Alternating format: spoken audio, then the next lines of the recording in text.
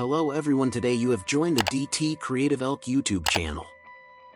At something in this video tutorial I will going to show you how to disable AutoPlay USB pen drive in Windows 11. So how to do this?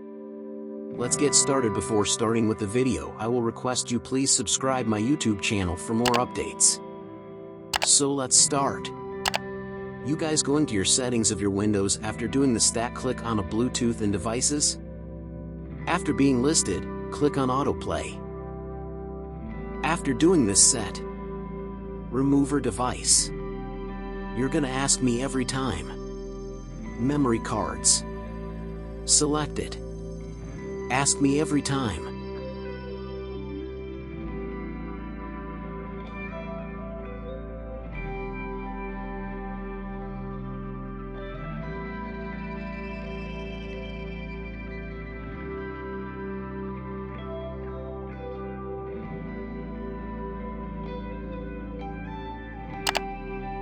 I hope this video is helpful for you. Thank you for watching and please subscribe to YouTube channel.